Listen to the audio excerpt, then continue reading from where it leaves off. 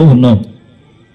అందుకే యెహెజ్కేలు గ్రంథమందు చాలా చక్కగా రాస్తాడు, మనుషులందరూ నా వశములో ఉన్నారు, తండ్రులేమి కుమారులేమి అందరూ నా వశములో ఉన్నారు. పాపము చేయవాడెవడో వాడే మరణము నందును.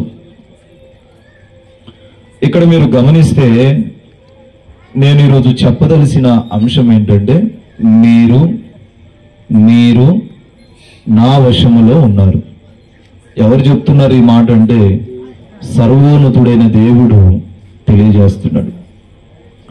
ప్రియులారా, మనము దేవుని వశములో ఉన్నాం. చెప్పుకోండి ఎవరికి వారు. నేను దేవుని వశములో ఉన్నాను. ఎవరి వశంలో? దేవుని వశములో ఉన్నాం. సాతానుగాడి వశంలో కాదండి. నేను దేవుని చేతిలో ఉన్నాను. దేవుని చేతిలో ఉన్న వ్యక్తి దేవునికి లోబడతాడు. దేవుని చేతిలో ఉన్న వ్యక్తి దేవునికి భయపడతాడు. దేవుని చేతిలో ఉన్న వ్యక్తి దేవుని మాటను అంగీకరిస్తాడు. ఆయన వశములో ఉండటానికి నడుము కట్టుకోవాలి. మనుషులే కాదు, సకల జీవరాశుల సైతము దేవుని వశంలోనే ఉన్నాయి. లేఖనాలు చెప్తున్నాయి కదా, భూమికి ఆయన కొన్ని స్తంభాలను నిలబెట్టాడు. ఆ నిలబెట్టిన ఆ స్తంభాలన్నీ వాటి వశములో లేవు గాని అవన్నీ దేవుని వశములో ఉన్నాయంట. ఏమన్నాడు? భూమికి ఆయన కొన్ని స్తంభాలను నిలవబెట్టాడు. ఆ నిలవబెట్టిన ఆ స్తంభాలన్నీ ఆయన నిలబెట్టాడు గనుక అవన్నీ ఆయన వశంలో ఉండాలని అనుకుంటున్నాడు. ఉదాహరణకు మీరే కావచ్చు. నీ ఇంటికి నీవు ఒక స్తంభానివి, నీ ఇంటికి నీవు ఒక మూలపాత్రుడివు, నా ఇంటికి నేను ఒక స్తంభాన్ని. మనం ఆయన వశములో ఉన్నప్పుడు, ఆయన సంకల్పంలో ఉన్నప్పుడు, ఆయన చిత్తములో ఉన్నప్పుడు, ఆయన చిత్తానుసారంగా నడుస్తున్నప్పుడు మన ఆలోచనలు ఆయనకు సమీపముగా ఉంటాయి. హల్లెలూయా చెప్తామా? హల్లెలూయా. ఆయనకు సమీపముగా ఉన్నప్పుడు ఆయన మన మొర వింటాడు. ఈనాడు చాలా మంది అంటారు, నా ప్రార్థన నా ప్రభు వినడేంటి, నా ప్రార్థన నా దేవుడు ఆలకించడేంటి, నా ప్రార్థనకు జవాబు ఇవ్వడేంటి అన్న శోకసంద్రంలోనే ఉంటారు. కానీ దేవుడు నీ ప్రార్థన ప్రతిరోజు వింటున్నాడు, ప్రతిరోజు ఆలకిస్తున్నాడు. నీవు బ్రతికి బట్టగడుతున్నావంటే, ప్రతిరోజు నీ దినచర్యను ప్రారంభించి నడుస్తున్నావంటే దేవుడు నీ మొర వింటున్నాడు. దేవుడు నీ మొర వింటున్నాడు కాబట్టి మరుసటి దినపు ఆయుష్నిస్తున్నాడు. నేను మాట్లాడేటప్పుడు నాకల్లే చూడాలి. అర్థమవుతుందా? మీరు మధ్యలో మాట్లాడితే దేవుని ఆత్మ దుఃఖపడుతుంది. వాక్యం అర్థం కాదు. హైదరాబాద్ నుంచి ప్రసంగాన్ని మోసుకొని వచ్చానంటే ఏదో కాకమ్మ కబుర్లు చెప్పడానికి రాలేదుగా. నేను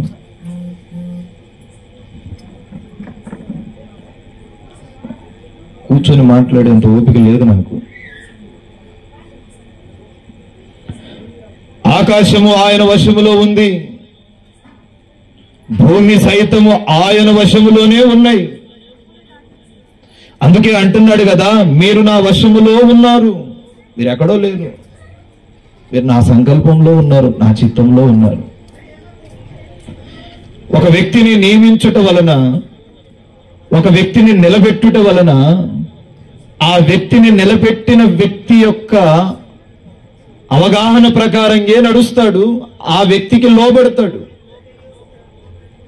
ఈరోజు నీ జీవితం కట్టబడింది అంటే, నీ జీవితంలో నీవు దివ్యకరంగా నడుస్తున్నావంటే, నీ కుటుంబం కట్టబడింది అంటే, ప్రతి శ్రమ దినమున ఆయన నీకు తోడై ఉన్నాడంటే ఆయన నిన్ను బట్టి ఏదో తలంచుచున్నాడు అన్న విషయాన్ని మరవకూడదు. ఏదో నిన్ను గూర్చిన ఆలోచన చేస్తున్నాడు. ఎందు నిమిత్తం ఈ భూలోకానికి పరిచయం చేశాడు, ఎందు నిమిత్తము ఈ లోకానికి దేవుడు నిన్ను పంపించాడో ఆ పంపించిన ఆ యొక్క చిత్తాన్ని నువ్వు తెలుసుకునే స్థాయిలో ఉండాలి. సాంప్రదాయబద్ధకమైన ప్రార్థన చేయకూడదు క్రైస్తవుడు. ఏదో విన్నానంటే విన్నాను, చేశానంటే చేశాను, తిన్నానంటే తిన్నాను, పోయినానంటే పోయినాను. మన ప్రార్థన బండను సైతం బద్దలు కొట్టేదై ఉండాలి. నీవు ప్రార్థన చేస్తే నీ కుటుంబం కట్టబడాలి, నీ కలిగిన ఆ యొక్క స్థితి మార్చబడాలి అంటే విరిగి నలిగిన హృదయముతో నువ్వు ప్రార్థన చేసేవాడివి ఉండాలి. హల్లెలూయా, హల్లెలూయా. వాక్యము సెలవిస్తుంది కదా, ఒక వ్యక్తిని నియమించడం అయినా పడద్రోయడం అయినా అది ఆయన వల్లే అవుతుంది. ఒక వ్యక్తిని నిలబెట్టాలన్నా ఆ వ్యక్తిని పడగొట్టాలన్నా అది ఆయన వశంలోనే ఉంది. సౌలు గాడిదలను ఎత్తుక్కుంటూ వచ్చాడు. ఇశ్రాయేలులకు రాజు కావాలి అని ఏం చేశాడు? నిలబెట్టాడు. కొంచెం స్థితి బాగోలేనప్పుడు ఆ స్థితి బాగోలేని పరిస్థితిని గమనించిన దేవుడు సౌలును నిలబెట్టాడు. నిలబెట్టిన వెంటనే అతనిలో అహంభావాలు పెరిగినాయేమో, గర్వము పెరిగిందేమో. ఏం చేశాడు? వెంటనే పడద్రోసేశాడు. ఏమండి, నేను ఒక మాట అంటాను, ఇశ్రాయేలులను పాలు తేనెలు ప్రవహించు దేశానికి మోషే నడిపించగలడా? బహుశా మోషే అనుకొని ఉంటాడుగా, నేను నడిపించగలనా ప్రభువా? కానీ ప్రభు ఏమంటావు? నేను నీకు తోడుగా ఉన్నాను, నీవు మాత్రం నడిపిస్తావు. యోషోబు జీవితాన్ని కూడా మనం చూస్తే పనులన్నీ కొన్ని పడి ఉన్నాయి, ఒక్క పనే లేచింది. నిజముగా ఈ పన తలగానే ఉంటదా అని ఒకవేళ యోషోబుకి ఆలోచన రాలేదంటారా? వచ్చే ఉంటది. అయినా యోషోబు దేవుని యందు విశ్వాసం ఉంచాడు. యోషోబుతో ప్రభు అంటాడు, నేను నీతో ఉన్నా, నేను నిన్ను పట్టుకొని ఉన్నా, నువ్వు నా వశములో ఉన్నావు. శత్రువులు నిన్ను వెంటాడినా, నీ అన్నల సైతము నిన్ను కృంగదీసినా నేను నీతోనే ఉన్నాను. దేవుడు మనతో ఉంటే విరోధి ఎవడు? మన స్థితి రెట్టింపు అవుతుంది. దేవుడు మనతో ఉన్నప్పుడు మన జీవితము ఆయనకు సమీపముగా ఉంటది. మనం ఆయనతో ఉండాలి. ఎవరైనా బయట వాళ్ళు ఒక మాట అంటే బాధ కలగదేమో కానీ, నా అనుకున్నవాళ్ళు, నా వాళ్ళు, నాకు సమీపముగా ఉన్నవాళ్ళు అని నువ్వు అనుకుంటావు చూడు, వాళ్ళు ఏదైనా అన్నారంటే కోలుకుంటావా? భరించలేని వేదన కలుగుతుంది. హల్లెలూయా, హల్లెలూయా. మనలను పడగొట్టే వారి సంఖ్యలో మొట్టమొదటిగా ఉండేది ఎవరు అంటే మన అనుకున్న వాళ్ళే ఉంటారు. మన అనుకున్న వాళ్ళే ఉంటారు. ఎందుకంటే మన ఎదుగుదలను కోరు ప్రోత్సహించరు. ఎంతసేపటికి వాళ్ళకంటే మనం కిందే ఉండాలనుకుంటారు. కానీ మనం ఆరాధించే దేవుడు ఏమంటున్నాడంటే, నీవు దీవించబడాలని నేను అనుకుంటున్నా అంటాడు. నీవు దేశపు ఉన్నత స్థలముల మీద కూర్చుండనివ్వాలనుకుంటున్నాను, నీ స్థితి రెట్టింపవ్వాలనుకుంటున్నాను, నేను మార్చాలనుకుంటున్నాను, నిన్ను ఫిల్టర్ చేయాలనుకుంటున్నాను. దేవునికి నిన్ను నీవు అప్పగించుకున్నప్పుడు ఫిల్టర్ చేస్తాడు. హల్లెలూయా. దేవునికి నిన్ను నీవు అప్పగించుకోకపోతే ఫిల్టర్ చేయడు. మనం ఫిల్టర్ అవ్వాలి. మనలో ఉన్న చేదు వేర్లన్నీ నరికివేయబడాలి. ఈ చేదు వేర్లన్నీ నరికివేయబడినప్పుడు, మనం ఫిల్టర్ చేయబడినప్పుడు ఆయన చిత్తం మన జీవితంలో నెరవేర్చబడటం జరుగుతుంది. సమయాలు, కాలాలు అన్నీ ఆయన వశంలోనే ఉన్నాయి. ఇప్పుడు నిన్ను నిలబెట్టాలన్నా, నిన్ను పడగొట్టాలన్నా ఆయన వశంలోనే ఉంది. కాలాలు సమయములు అన్నీ ఆయన వశములో ఉన్నాయి. కొంతమంది యవనస్తులు దేవుని వశంలో ఉంటే మరికొందరు సాతానుగాడి వశంలో ఉంటారు. మరికొందరు దేవుని వశంలో ఉన్నామన్న భ్రమలోనే ఉండి సాతానుగాడి వశంలోకి వెళ్ళిపోతారు. సాయంత్రం ఓ మరణ వార్త విన్నా నేను. దేవుని వశంలో ఉన్నాము, బాప్తిజం పొందాడు. సాధారణంగా మన ప్రాణం దేవుడు పెట్టింది, దేవుడు పెట్టిన ప్రాణం దేవుడే. అలా కాకుండా విధి విరుద్ధంగా మనం ఏదైనా కానీ ప్రయత్నాలు చేశామంటే మనకింకా క్షమాపణ లేదు. విధి విరుద్ధంగా ప్రవర్తించకూడదు. దేవుడు నీ ప్రాణం తీసుకున్నంత వరకు నేను చచ్చిపోతా చచ్చేం సంపాదిస్తావు? ఆ యవనస్తుడు బాప్తిజం పొందాడు, కానీ సాతానుగాడు చూడండి వంచుకుపోయేటట్టు చేశాడు. ఈరోజు కుటుంబం అంతా అల్లకొల్లోలం అయిపోయింది. దేవుని వశములో ఉన్నప్పుడు సాతానుగాడికి చోటు ఇవ్వము, నిత్యము ప్రార్థనలో గడుపుతాం. అందుకే నేను ప్రతిసారి చెప్తా, మీ పిల్లల కొరకు నిద్ర ముంపులై ఉండకుండా మీ పిల్లల కొరకు ప్రార్థన చేయండి అని.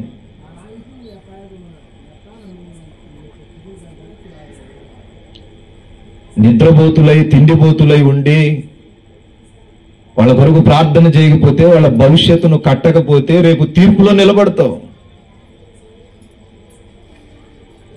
బిడల కొరకు కన్నీరు కార్చి ప్రార్థన చేసే తల్లిగా తండ్రిగా నువ్వు ఉండాలి. కొవ్వొత్తి వెలుగుతూ అది కరిగిపోతూ వెలుగునిస్తూ ఉంటది. నీవు కరిగిపోతూ వారి జీవితాలను వెలుగునిస్తూ ఉండాలి. హల్లెలూయా, హల్లెలూయా. నాకు కాదులే, నేను తింటాను, నేను మంచిగా ఉంటాను, నేను అన్ని చేస్తాను అంటే రేపు ప్రభు కూడా అంటాడు, ఈడు పాడైపోవడానికి కారణం నువ్వు. నేనేం చేయనన్నా, వాడు నా మాట వినట్లేదు, వాడు వినకుండా చేసింది నువ్వు. వాడిని అట్ట తయారు చేసిందే నువ్వు. బిడల కొరకు భార్యలు వచ్చినా పిల్లలు పుట్టినా బిడల కొరకు ప్రార్థన చేసే ఆ ప్రార్థన జీవితాన్ని నువ్వు కలిగే ఉండాలి. నువ్వు నీ కట్టె కాటికి వెళ్ళేంత వరకు బిడల కొరకు ప్రార్థన చేయాలి. అడిగి పెళ్ళి అయిపోయిందిగా, పిల్లలు వచ్చారుగా, పెళ్ళం వచ్చిందిగా, అయితే నీ బాధ్యత ఏమైంది? తీరిపోయిందా? బాధ్యత అంటే ఏంటంటే కట్టె కాటికెళ్ళేంత వరకు బిడ్డ యోగక్షేమాల కొరకు కన్నీరు కాచి ప్రార్థించే తల్లిగా తండ్రిగా నువ్వు ఉండాలి. దేవుడిచ్చిన బాధ్యత సక్రమంగా నిర్వర్తించాలి. నువ్వు ఇచ్చే ఆస్తిపాస్తులు వాడికి సంతోషాన్ని తెచ్చిపెట్టవు, ధనుధాన్యాలు సంతోషాన్ని తెచ్చిపెట్టవు, ఏవి సంతోషాన్ని ఇవ్వవు. నీవు కార్చే కన్నీళ్లు సంతోషాన్ని ఇస్తుంది. వాడు బుద్ధిమంతుడైతే ప్రభు అంటాడు కదా, ఏం చక్కటి కొడుకుని అన్నావురా నువ్వు,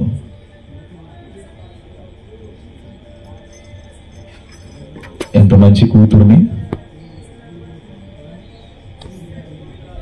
ప్రార్థన చేయాలి. గత రాత్రి అంత ప్రార్థనలో ఉన్నా నేను. ఈ మధ్య నిద్ర పట్టట్ల, నాకు ఒకటే వేదన.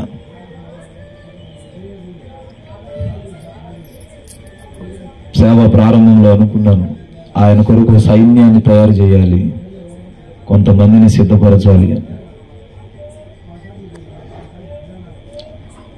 అక్కడక్కడ యవనస్తులను చూస్తూ ఉంటే గుండె పగిలిపోతుంది.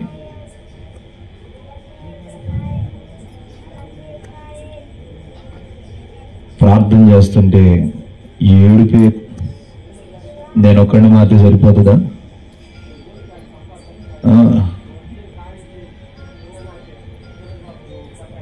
ధనుధాన్యాలు వస్త్ర వైడూర్యాలు సంపాదించడానికి మేము సేవకు రాలేదు. ఏడ్చి ఏడ్చి ఏడ్చి ఏడ్చి తెల్లవారుజామున 4 అయింది.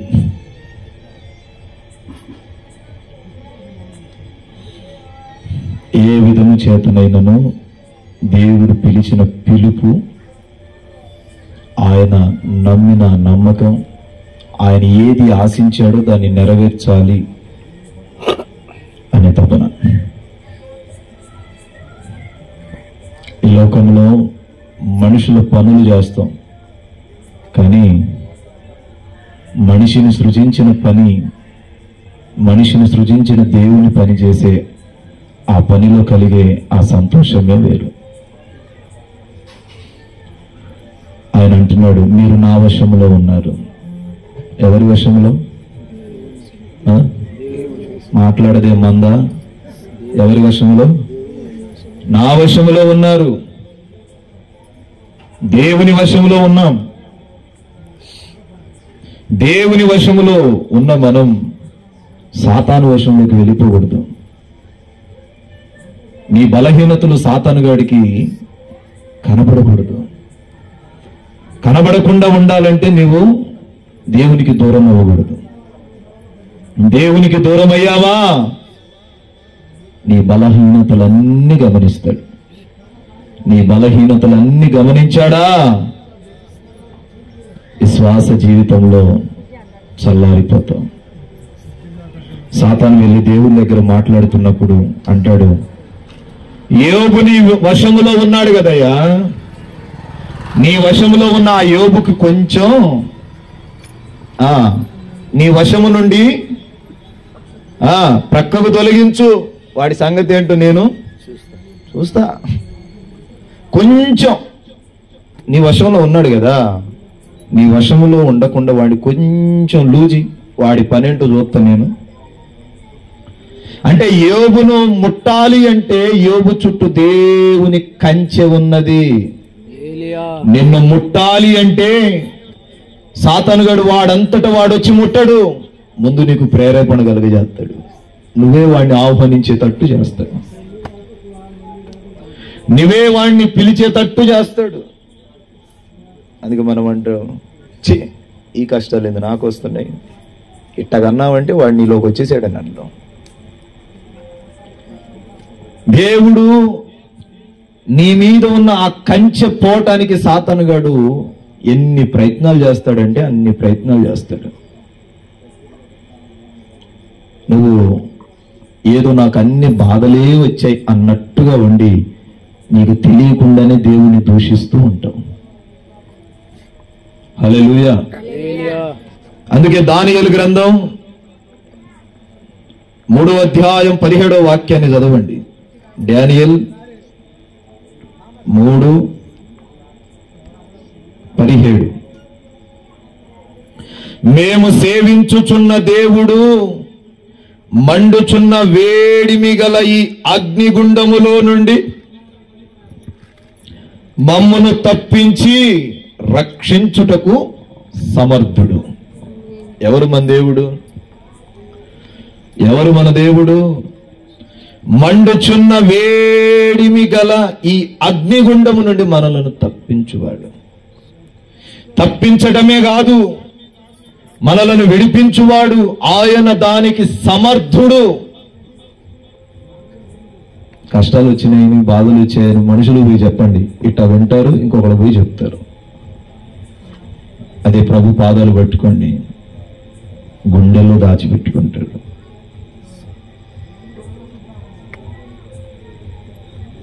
మన దేవుడు సమర్థవంతుడు. మనం ఏ స్థితిలో ఉన్నామో, ఏ పరిస్థితుల్లో ఉన్నామో ఆ పరిస్థితి నుండి విడిపించగలిగిన శక్తివంతుడు. హల్లెలూయా, హల్లెలూయా. ఆయన పరిశుద్ధుడు, ఆయన శక్తివంతుడు.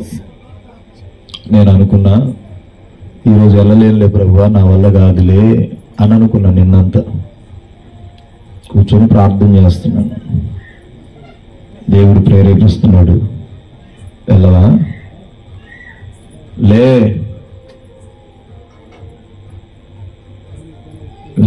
బయలుదేరు, నా వల్ల కావట్లా. నాకు ఓపిక లేదు, నేనైతే పోనన్నా. నేను ఈ పెద్ద మనిషి రాత్రి ఫోన్ చేసి వస్తున్నావా అన్నాడు.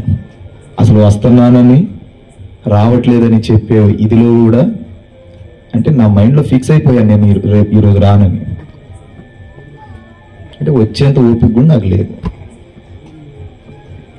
ఈరోజు రానులే అనుకున్నా. కానీ దేవుడు మాట్లాడాడు, నా బిడ్డలకు నేను ఆహారాన్ని సిద్ధపరిచాను, నువ్వు బయలుదేరు.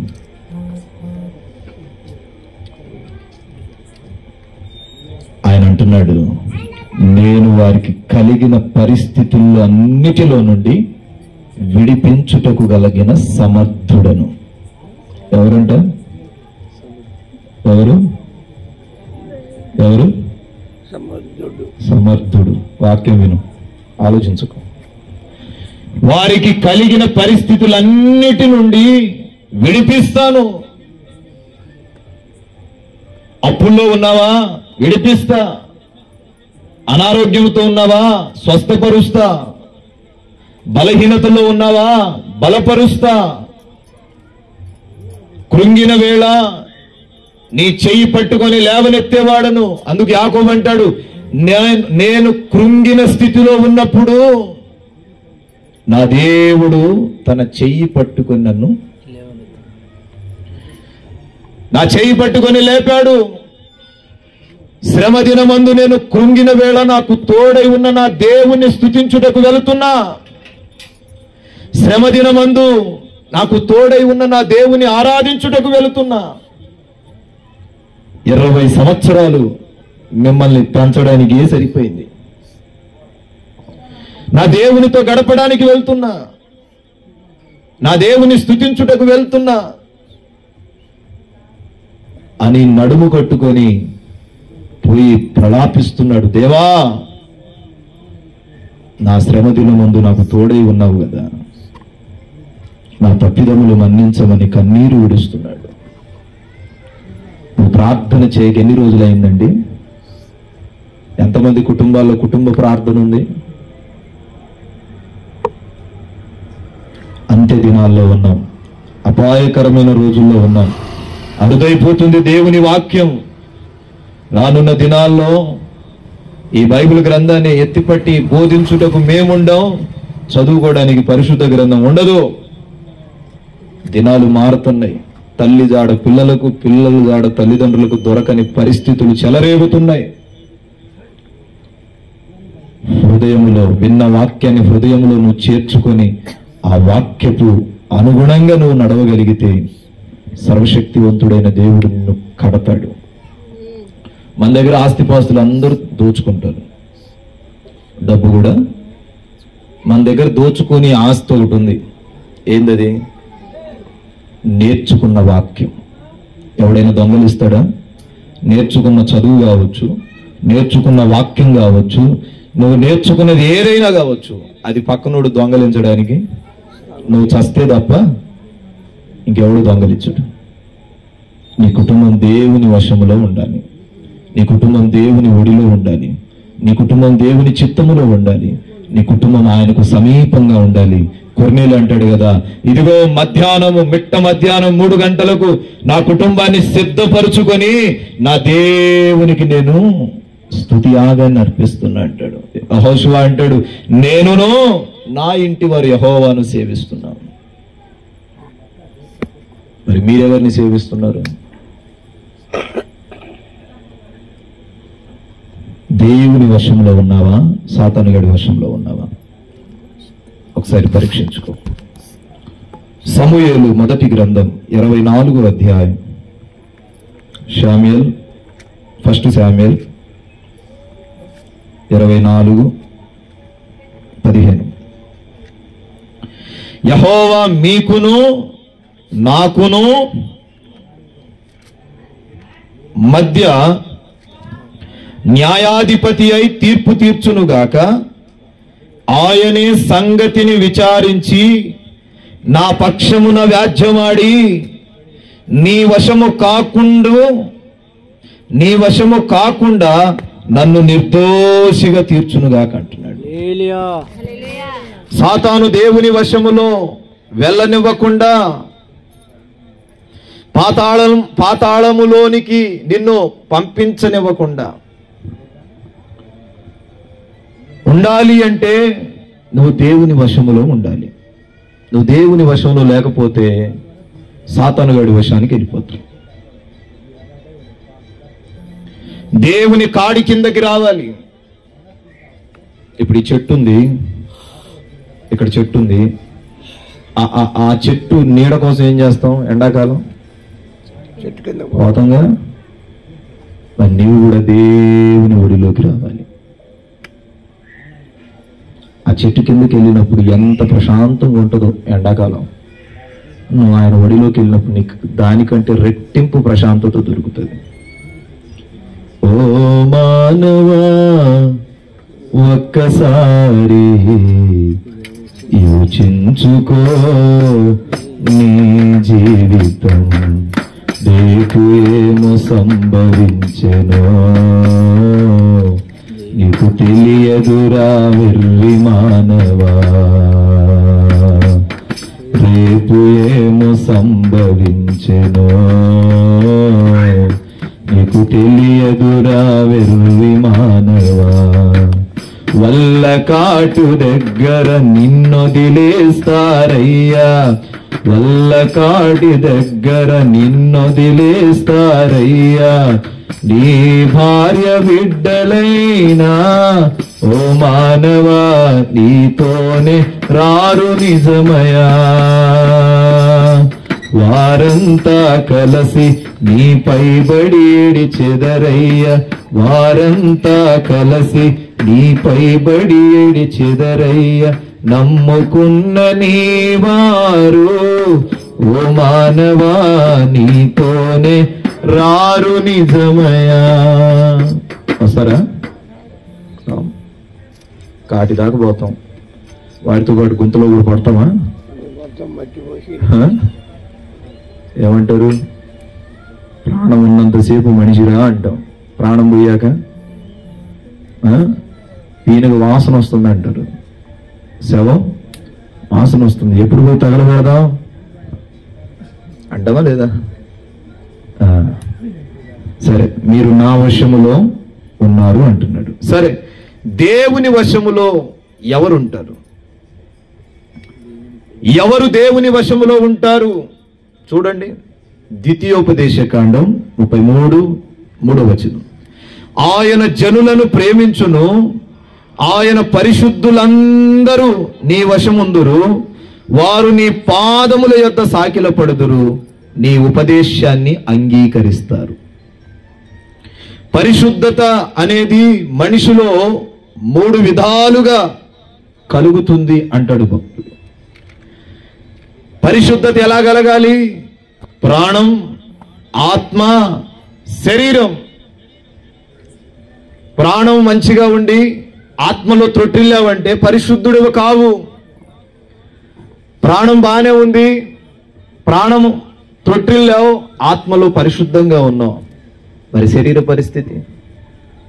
పరిశుద్ధత అనేది ప్రాణం, ఆత్మ, శరీరము. ప్రాణాత్మ శరీరములలో యథార్థంగా పరిశుద్ధంగా ఉన్నప్పుడు వాడిని పరిశుద్ధుడు అంటాం. పరిశుద్ధత కలిగి మనం జీవించినప్పుడు, నడిచినప్పుడు ఆయన వశానికి వెళ్ళిపోతాం, ఆయన కాడి కిందకి వెళ్ళిపోతాం. నూతన నిబంధనలో 3 విధాలుగా పరిశుద్ధత గురించి రాయబడింది. ఏంటవి అంటే, పరిశుద్ధపరచబడాలంటే 1 యేసు రక్తము చేత కడగబడాలి. ఏంటి? యేసు రక్తము చేత కడగబడాలి. ఆ మాటలు అర్థమవుతుందా? నిద్ర వస్తుందా? యేసు రక్తము చేత కడగబడాలి. రెండవది, దేవుని వాక్యము చేత గద్దింపబడాలి, దేవుని వాక్యము చేత నడిపింపబడాలి. 3, పరిశుద్ధాత్ముని చేత పరిశుద్ధపరచబడాలి, ఆత్మ సారథ్యంలో ఉండాలి. ఈ 3 నీలో ఉన్నప్పుడు పరిశుద్ధత కలిగి జీవిస్తావు. పరిశుద్ధాత్ముడు నీ మీద ఆవరిస్తాడు. ఆరని అభిషేకం కలిగి నీ జీవితంలో విశ్వాస బాటలో ముందుకు నడుస్తావు. హల్లెలూయా, హల్లెలూయా. వాక్యము సెలవిస్తుంది. కొరింథీయులకు రాసిన 2వ పత్రిక 7వ అధ్యాయము 1వ వాక్యాన్ని మీరు గాని గమనిస్తే, కొరింథీయులకు రాసిన 2వ పత్రిక 7వ అధ్యాయం 1వ వాక్యం, ప్రియులారా మనకు ఈ వాగ్దానములు ఉన్నవి గనుక దేవుని భయముతో పరిశుద్ధతను సంపూర్తి చేసుకొనుచు శరీరమునకును ఆత్మనకును కలిగిన సమస్త కల్మషము నుండి మనలను పవిత్రులుగా చేసుకుందాం. 3 అన్నాడు అక్కడ. పరిశుద్ధపరచబడాలంటే శరీరమునకును ఆత్మనకును కలిగిన సమస్త కల్మషము నుండి మనం పరిశుద్ధపరచబడాలి. ఎఫెసీ పత్రిక 5:27 కూడా అంటాడు. ఎఫెసీ పత్రిక 5:27 ఏమంటాడు? నిర్దోషమైనది గాను మహిమగల సంఘముగాను ఆయన తన ఎదుట దానిని నిలబెట్టుకొనవలెనని వాక్యముతో ఉదక స్థానము చేత దానిని పవిత్రపరచి పరిశుద్ధపరచుటకై దాని కొరకు తన్ను తాను అప్పగించుకొనవలెను. ఏం చేశాడు? అప్పగించుకున్నాడు. మనం పరిశుద్ధపరచబడాలంటే నిర్దోషమైనదిగాను మహిమ కలిగిన సంఘంగాను ఆయన ఎదుట మనము వాక్యము చేత ఉదక స్నానం చేయబడి ప్రతి నిత్యము వాక్యాన్ని ధ్యానించే వారమే ఉండాలి. ప్రతి దినము వాక్యమును చదివే వారమే ఉండాలి. మన జీవితాలు ఆయనకు సమీపముగా రావాలి. ఆయనకు సమీపముగా వచ్చిన నీ జీవితాన్ని ఆయన త్రోసివేయడు. ఆయన నిన్ను, నీ కుటుంబాన్ని ఆదరిస్తాడు. నీవు నా ఆత్మను పాతాళములో విడిచిపెట్టవు, ఈ పరిశుద్ధుణ్ణి కుళ్ళపెట్ట నీవు అంటాడు అపోస్తుల కార్యం 2:27. నా ఆత్మను పాతాళములో విడిచిపెట్టవు, ఈ పరిశుద్ధుణ్ణి కుళ్ళు పట్టనీయవు. ఎందుకు కుళ్ళు పడతారండి? ఎందుకు కుళ్ళు పడతారండి? ఆత్మ ఆయన దగ్గర లేకపోతే కుళ్ళు పడుతుంది. నీలో వాక్యం లేకపోతే కుళ్ళు పడుతుంది. నువ్వు ఆయన వశంలో లేకపోతే కుళ్ళు పడతావు. నీవు ఆయన మీద నమ్మకం ఉంచి ఆయనతో నడిచేవాడివి, ఆయన మీద ఆనుకొని నడిచేవాడి నేను పరిశుద్ధునిగా ఆయన తీర్చిదిద్దుతాడు. 2వ మాట చెప్తున్నా. దానియేలు గ్రంథం 5వ అధ్యాయం 23వ వాక్యం. నా మాటలు ముగిస్తున్నాను. దానియేలు గ్రంథం 5:23. ఎట్లనగా నీవును నీ అధిపతులను నీ రాణులను నీ ఉపపత్నులను దేవుని ఆలయ సంబంధమగు ఉపకరణములలో ద్రాక్షారసమును పోసి త్రాగవలెనని వాటిని తెచ్చి ఉంచుకొని వాటితో త్రాగుచు చూడనైనను విననైనను గ్రహింపనైనను చేతగాని ఎండి బంగారము ఇత్తడి ఇనుము కర్ర రాయి అను వాటితో చేయబడిన దేవతలను స్తుతించిరి గాని నీ ప్రాణమును నీ సకల మార్గములను ఏ దేవుని వశమున ఉన్నవో ఆయనను నీవు ఘనపరచలేదంట. దేవునిని ఘనపరిచేవారు ఆయన వశంలో ఉంటారు. దేవుని ఆరాధించేవారు ఆయన వశంలో ఉంటారు. దేవుని మహిమపరిచేవారు ఆయన వశంలో ఉంటారు. దేవుని కొనియాడేవారు ఆయన వశంలో ఉంటాడు. ధనవంతుడు అంటాడు, నా ప్రాణమా నా ప్రాణమా అని అంటే దేవుడు అంటాడు, ప్రాణం నీది కాదు, ప్రాణం నీది కాదు. ధనవంతుడు ఏమన్నాడు చెప్పండి? నా ప్రాణమా తిను త్రాగు. అయ్యారు ఏమన్నాడు? నా ప్రాణమా తిను త్రాగు, మంచి బట్టలు వేసుకో, మంచిగా హుందాగా కనబడు, సుఖించు, సుఖభోగాలు అనుభవించమంటే దేవుడు అంటాడు కదా, ఒరే వెర్రివాడా, ప్రాణము నీది కాదు, అది నాది. ప్రాణము నీది కాదు, అది నాది అని ఏం చేశాడు? తీసుకున్నాడు. అది ఎవరిది? అది నాదిరా, నీది కాదు, తీసుకున్నాడు. నీవు సంపాదించుకున్నవన్నీ నీవే కాబట్టి వాటి మీద నీకు అర్హత ఉందేమో కానీ అవి అనుభవించడానికి మాత్రం ఆ ప్రాణం ఉంది కదా, అది మాత్రం అది నాది నాకు ఇచ్చి. నీవు సంపాదించుకున్నవన్నీ అనుభవించాలంటే ముందేముండాలి? ఏముండాలి? ప్రాణం ఉండాలి. ఇప్పుడు అది నీకు నేను ఇవ్వను, నాది నేనే తీసుకుంటా. తీసుకున్నాడా లేదా? ఈ పేదోడు కూడా వెళ్ళి ఇంటి ముందు బిస్కెట్లు ఇసిరేస్తే ఆ బిస్కెట్లు కుక్కలు తినే ఆ బిస్కెట్లు ఈడికేస్తే వాడు వేదనతో తింటున్నాడంట. ఈడేమో పరలోకానికి వెళ్ళాడు, అబ్రహాము రొమ్మును ఆనుకున్నాడు. ధనవంతుడేమయ్యాడు? అగ్నిగుండంలో పడిపోయి కేకలు పెడుతున్నాడు. వేతన పెట్టబడును అంటుంది బైబిల్.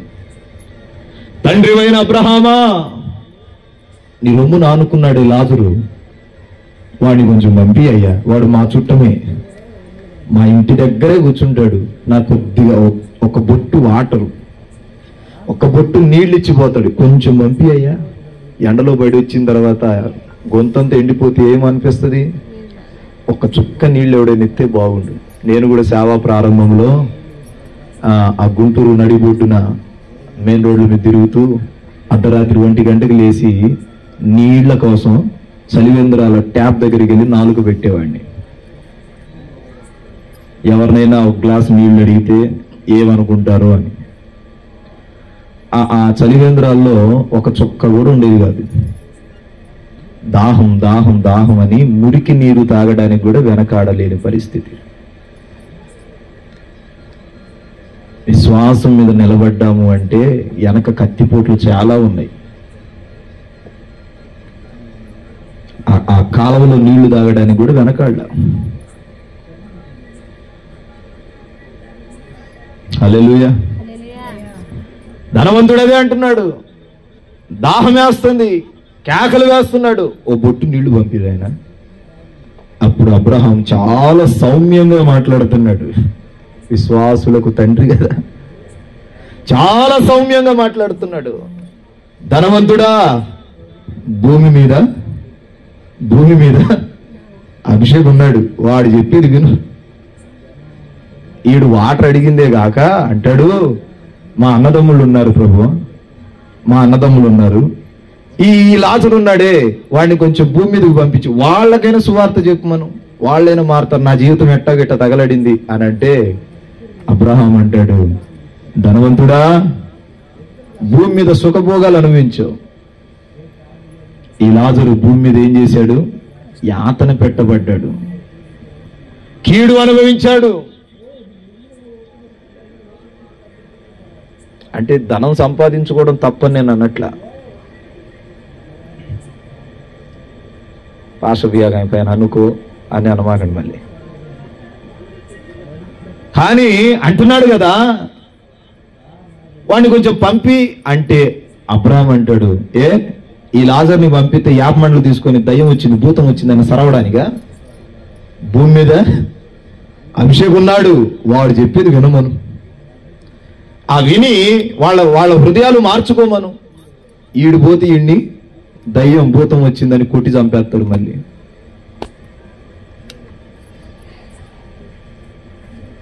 ఇక్కడ గమనించండి, ధనవంతుడు అగ్నిలో కేకలు వేస్తుంటే లాజరు అబ్రహాము రొమ్మున ఆనుకున్నాడు. హల్లెలూయా, హల్లెలూయా. మూడో మాట, సంఖ్యాకాండం 3వ అధ్యాయం 12వ వాక్యం. సంఖ్యాకాండం 3:12.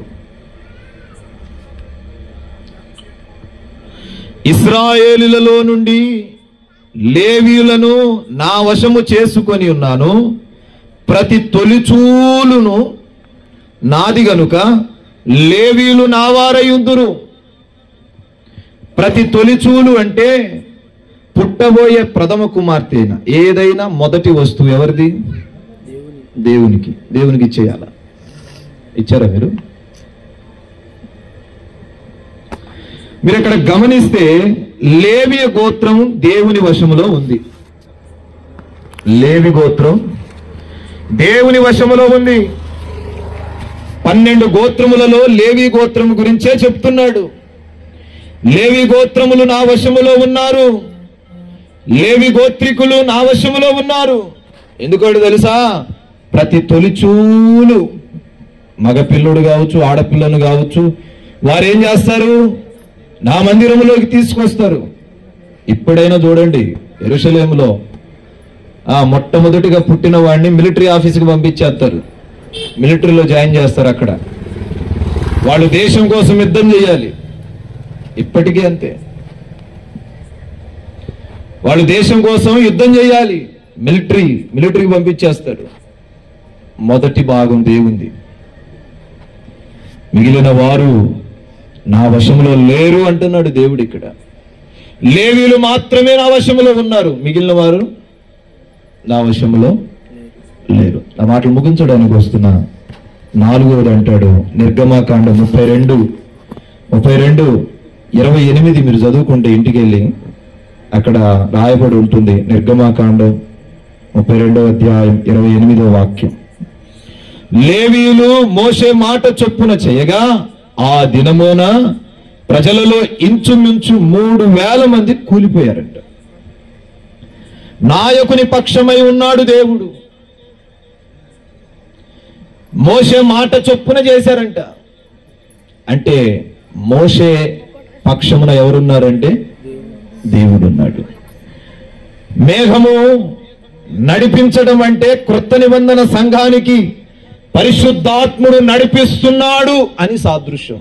ఆ రోజుల్లో ఇశ్రాయేలులను మేఘము నడిపించుకుంటూ వచ్చింది.